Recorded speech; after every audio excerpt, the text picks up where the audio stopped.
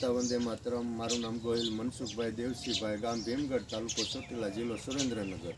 મારો mobile number 9774402629।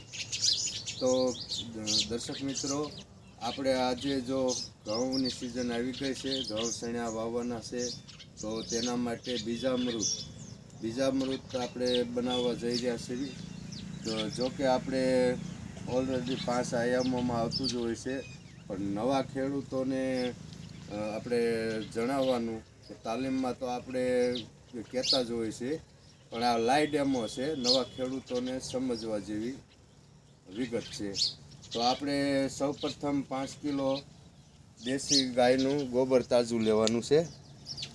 આમાં 1 kilo તગારાનો વજન છે, એટલે આપણે 600 ગ્રામ કર્યું, એટલે 5 કિલો દેશી ગોબર લેવાનું છે।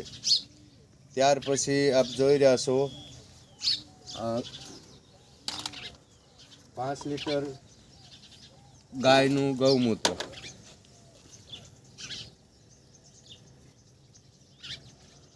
5 લીટર ગાયનું ગૌમૂત્ર।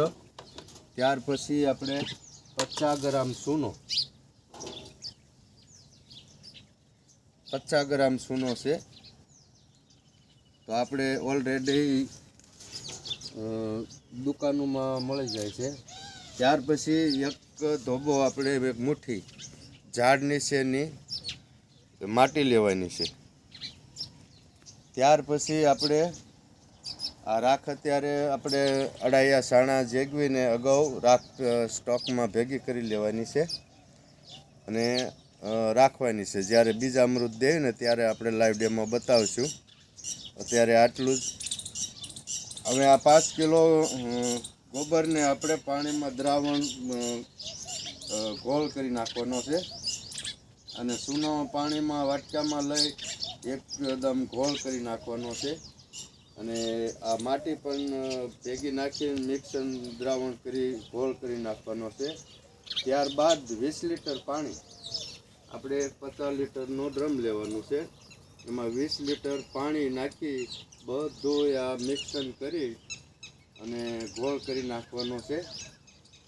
ઘડિયાળની દિશાએ કાંટાને જેમ લાકડીથી હલાવવાનું છે।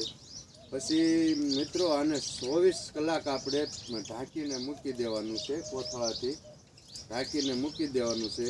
24 કલાક બાદ આપણે જે કાંઈ ચણા છે અથવા જીરું છે, ઘઉં છે, જે કાંઈ વાવવું હોય તે આનો પટ આપણે દેવાનો છે, જેથી કરી ઉગવામાં સરળતા રહેશે અને જીવજંતુ નુકસાનકારક સેટા રહેશે અને ઉગવામાં અંકુરણ પણ સારું આવે છે અને ગ્રોથ પણ સારો નીકળે છે।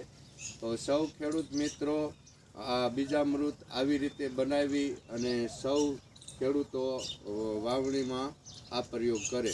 જય ગૌ માતા, વંદે માતરમ।